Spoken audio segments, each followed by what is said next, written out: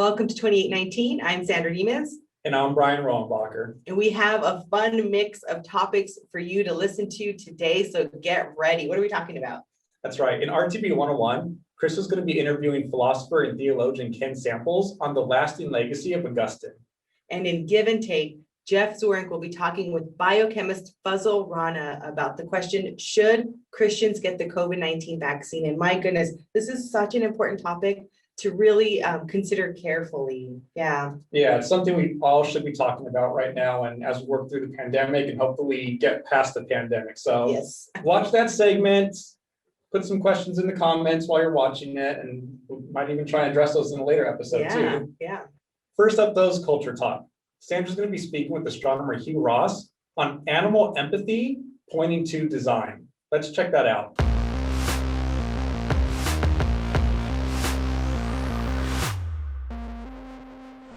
Now it's time for Culture Talk, where we talk about culturally relevant topics that you can use to start conversations about your faith.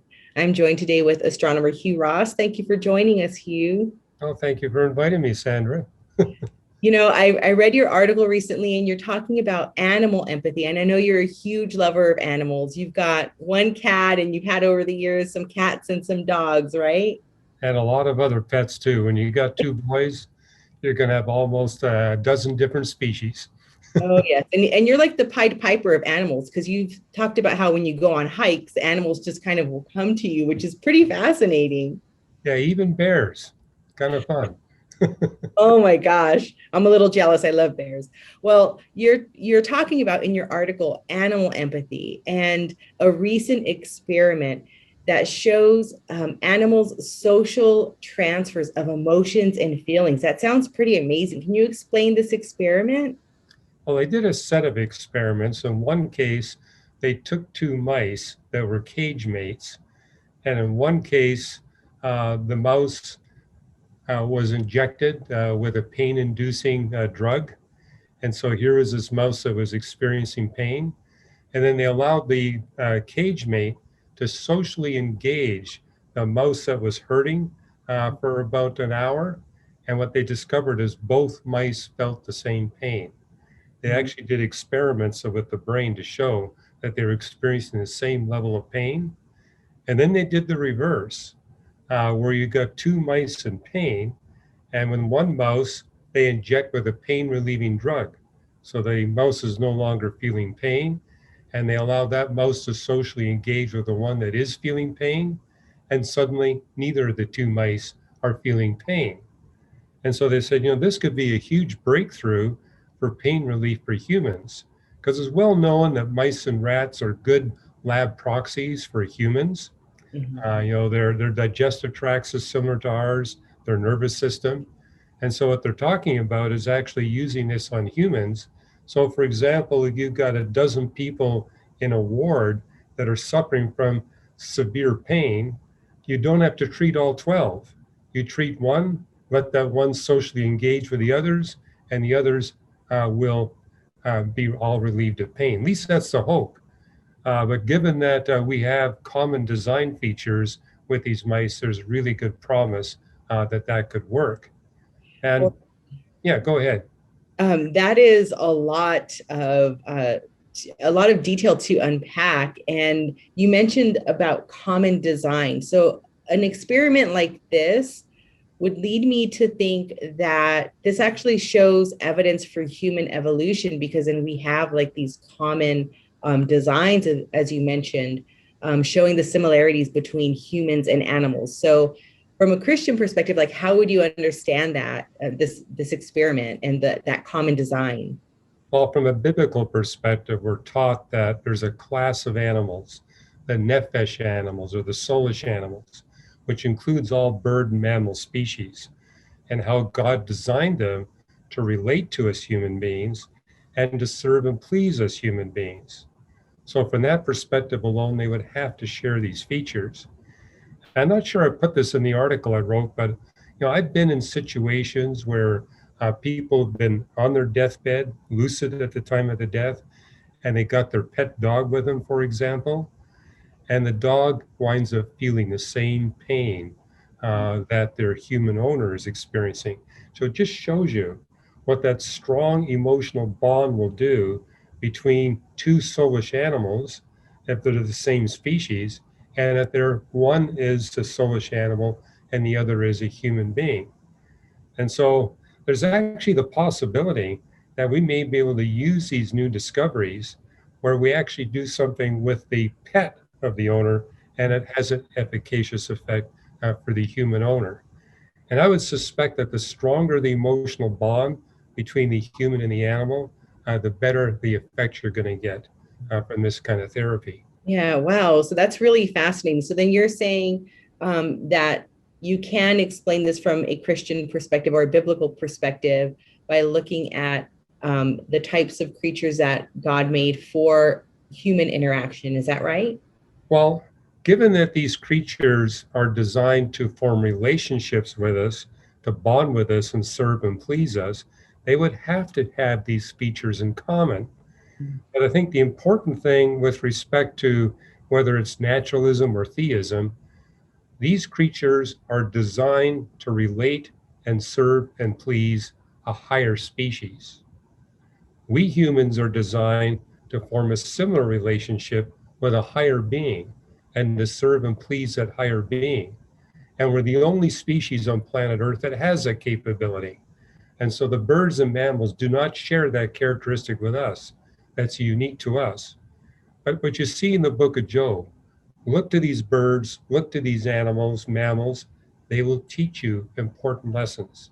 As they were designed to serve a higher species, we were designed to serve a higher being. As their sin can damage the potential of these creatures to serve and please us, our sin can damage our potential to serve and please our Creator. That's just two of several lessons we can gain. And I think God purposely gave these animals not only to serve and please us, but to teach us things about how we can better relate to Him. Well, thank you for that, Hugh. So if our viewers or listeners want to find out more about this topic, where would you direct them to? Well, they can go to my article at reasons.org. I think if all they do is put in the search engine animal empathy, it'll pop right up. It's part of my Today's New Reason to Believe series.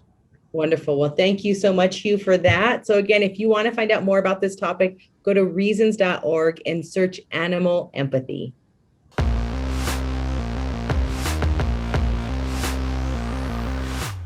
Now it's time for RTB 101, where we discuss practical questions to equip you to share your faith more effectively. And here to help me talk about a topic that honestly I know is very near and dear to his heart is theologian Kenneth Samples. Welcome, Ken. Hello, Krista. And we're going to talk today about your favorite saint, Saint Augustine. Now, let's start with just telling us a little bit about who Saint Augustine was and when he lived. Yeah. Augustine is born in the year 354, dies in 430. So he lives in what we call late antiquity. He lives in the Roman Empire, comes from North Africa, and has a significant influence on Christendom. So he's kind of living, from what I understand, as the Roman Empire is waning, and in that kind of transition time, as the Roman Empire is crumbling into kind of the very beginning stages of what we call the medieval period. Would that be correct? That's exactly right. He is, the Roman Empire is coming apart. In fact, when Augustine is close to death, the Visigoths are moving into North Africa, and he's not sure whether his library or his church will remain, because there was a tendency to burn it down. So Augustine lived at a very tense time. In 410, the barbarian tribes had sacked Rome. So he no doubt thought he was living in kind of eschatological times. For sure. Well, I said at the top that I know that you admire St. Augustine very much. Maybe you can tell us why that is. Yeah, that's a good question. I think I would say three things, Krista. I think the first thing is that Augustine is such an important shaper of Christian orthodoxy. That is doctrines like creation ex nihilo, original sin, salvation by grace, and the Trinity, they have Augustine's fingerprints all over them. All of those are biblical doctrines, but Augustine helps to develop them and shape them and apply them. I think a second reason that I have a real attachment to Augustine is when I read his book, Confessions, I feel and think that he's writing about me. I see my life in his life, and he's like an empathetic friend. It's not somebody who just lived 1600 years ago, but somebody who speaks to me today. And then thirdly, I think I have a appreciation because I think he's the bridge between the Catholic and Protestant churches. And a very important part of my personal ministry is to promote truth, unity, and charity among Western Christendom. And so I see Augustine as a key player in that. That's a good summary. And I think what I've appreciated about Augustine is that he is kind of that bridge of orthodoxy, especially in the West, bridging kind of the ancient church, transitioning into the medieval church. He has a profound impact both on Roman Catholics, but also on the Reformation. Maybe you can talk to us a little bit about that. Yeah, as surprising as this may sound, I think that Augustine may have influenced Protestants nearly as much as he has Catholics. And Krista, some have even suggested, like Benjamin Warfield and other scholars have suggested, that the Reformation might be understood as kind of a dissonance within Augustine's mind. Augustine had a very strong view of the authority of the church. That kind of reflects Catholicism. But Augustine had a very strong view of the grace of God and was critiqued Pelagianism. That's more the Protestant idea. And so Augustine really is the church father of both the Middle Ages and the later Reformation. That's so interesting. And now you mentioned earlier about when you're reading the Confessions, you feel like you're kind of hearing from a friend. Now, we call him Saint Augustine, but really he had quite a checkered past before he came to faith in Christ. And I'm wondering if that's, part of the reason that you relate to him so much. I think it is, and not just me, Krista. I've noticed, for example, that in pop culture, Bob Dylan, the Rolling Stones, Sting, they all have songs where they mention Augustine, and typically it is his life where he pursues pleasure and ambition, and then becomes this extraordinary Christian through an amazing conversion.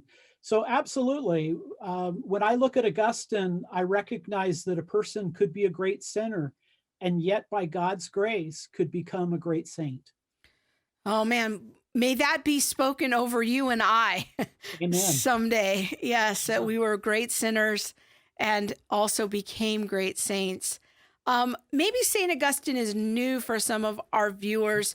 How could they begin to engage some of his writings? What would be a good on-ramp for them? Yeah, well, I think the best place to begin reading Augustine is with the Confessions. That's his story. And by Confessions, it's not just his confession of his worldly sinful past, but it is a confession of a newfound faith and a confession to the glory of God. There are good translations. Penguin Classic, Sheed and Bolding also have translations of the Confessions. And my book, Classic Christian Thinkers, has a chapter where I introduce Augustine, his key ideas, and even explore a number of his books. And it's a primer. It's not written for scholars. It's written for lay people. Very good. One of the writings I have enjoyed the most from St. Augustine is actually his book, City of God, which is kind of a little bit of political philosophy, if you will, of understanding the relationship between the kingdom of God and the city of man. It's a little bit more advanced, but that's one that I find still timely even today. Yeah, I would say that may be his magnum opus. I mean, this is a longer manuscript, but there is a Penguin Classic edition of that that's quite readable. it really is kind of the first Christian philosophy of history. It is a reflection on the political state and looking at God's intervention. That is a remarkable work, and it stands the test of time.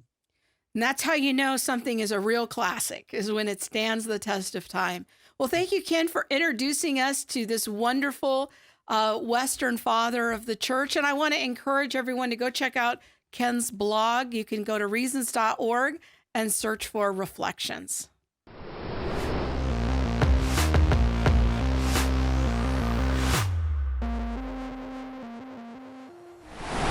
Hello, Jeff Zwerink here, and welcome to Give and Take, the segment of our show where we explore important scientific ideas and how they relate to the truth of Christianity. Today, I'm joined by my colleague and friend, Dr. Fazale Rana, and we're going to investigate or ask the question, should Christians be excited about this new COVID-19 vaccine? Fuzz, it's good to have you here today. Jeff, thanks for having me. So, like I said, it's impossible to have gone through this last year without thinking about COVID. And one of the mantras has been, we need to get a vaccine to deal with this. And I just have to say, as a Christian, I've got kind of mixed feelings about this. Clearly vaccines are good and effective, but this one's been really rushed through. And so I'd like to just kind of get your thoughts and have a discussion with you about how do we think about this incredibly quickly developed vaccine. What are your thoughts on how quickly this vaccine was developed? Well, the fact that the vaccine was developed so quickly is really, I think, a testament to, the resolve of private industry and the government to really work cooperatively and provide sufficient resources to, again, develop the vaccine so rapidly. I mean, prior to this, I'm under the impression that the fastest that anybody's ever developed the vaccine is under 4 years or just under 4 years. So this is a real incredible accomplishment. But the other thing that's real interesting is that this vaccine was developed really over the span of 30 years. And in fact, when the COVID-19 pandemic hit, people had already had messenger RNA vaccines in small-scale clinical studies for other viral pathogens like Ebola and Zika. And so all the researchers had to do was, once they had the sequence for the virus spike protein, is literally just plug it into the vaccines that they had already developed, and voila, within a few days they had basically vaccines against COVID-19 that they very quickly progressed to animal testing and then to small-scale human safety studies before they did a phase 3 study. So the rapid development is amazing, but it also is based on really 30 years of hard work leading up to that just right point in time when they could actually produce a specific vaccine for COVID-19. So it sounds like this vaccine is actually very different than past vaccines. Can you kind of give a description? What is it that is different about this compared to other vaccines that allowed it to be developed so quickly, if you will? Well, the fact that it's essentially a messenger RNA vaccine is really the key to this. Many people consider these vaccines to be ideal because once you figure out, in a sense, how to package the RNA and deliver it to cells, then all you really need to do to tailor the vaccine to a particular viral pathogen is essentially modify the RNA sequence, which is really easy to do. And you would just modify that sequence based on a knowledge of the particular viral protein that you want to use as the trigger for the immune system so that it acquires immunity against that particular pathogen. So, if you go back to other vaccines, polio, mumps, rubella, those sorts of things, it really does seem like there's an aspect to where they were starting from scratch each time, whereas it seems like this is not, you really can't say that this vaccine was developed within a year, that it's been developed over a much longer period of time, and it was given specificity to this virus within the last year. Would that be an accurate way to characterize it? Yeah, that's a really good way to characterize it. So if it's developed very quickly, or if at least the specificity was developed quickly over the last year, how do we know this is safe for humans to take? I mean, we've done a little bit of work, but normally we take much longer for these trials. So is this something we can safely take? I think so, yes, because as over the span of 3 decades, as these types of vaccines were being developed, of course, an eye for safety was always very much part of that process of development. And again, there were small-scale safety studies done for messenger RNA vaccines for targeting other viruses, even before this particular vaccine was progressed, into clinicals. There was animal testing done on messenger RNA vaccines, again, targeting different pathogens. It was done on for these particular vaccines. There were safety testing done before it progressed to phase 3 clinical studies. And there were 2 phase 3 studies, one done by Pfizer BioNTech, one done by Moderna, where there were 75,000 people that received the vaccine, or at least that were part of the clinical study. About 40,000 received the vaccine. And from that, they could assess both effectiveness and the safety of the vaccine to the point where they saw no safety issues and saw 90% effectiveness.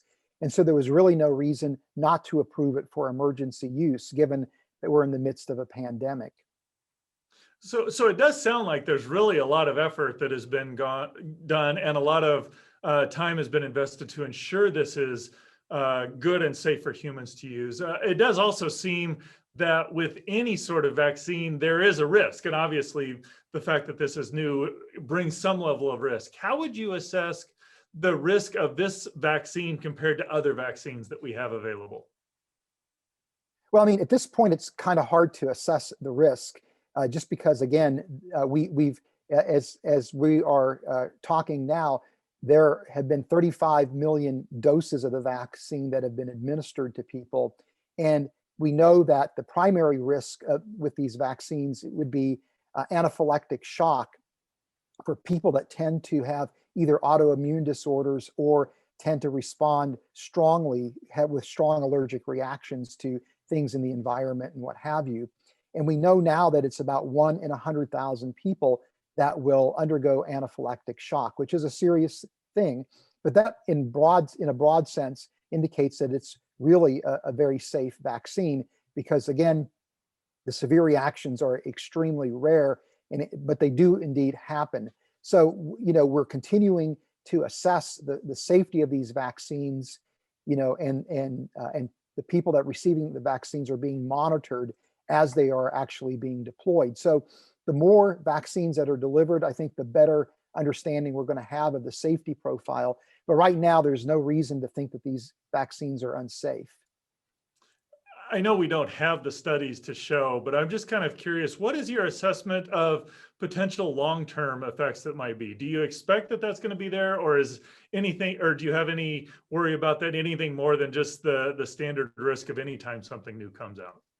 Yeah, I at this point in time, I don't see any reason to think that there could be any kind of really long-term effects from, these vaccines. It's, again, hard to know. You really have to let things play out. But I think in terms of kind of the risk assessment, because we are in the midst of a pandemic, we don't really have the luxury of doing those kind of studies, particularly, again, when there's absolutely no reason to think that these vaccines are unsafe. And given that they are 90% effective against, against the SARS-2 coronavirus. When it comes to COVID-19 and the viruses, there is just a whole lot of information out there. And some of it's bad and some of it's good. And part of our job as Christians is to be passionate about finding the truth.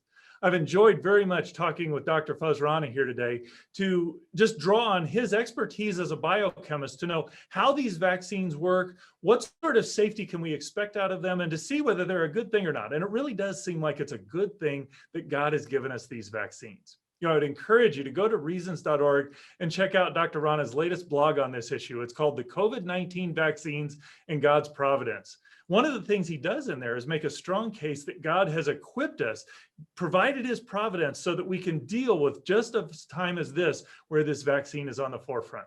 Go check it out. Be better equipped to spread God's good news to those he brings across your path.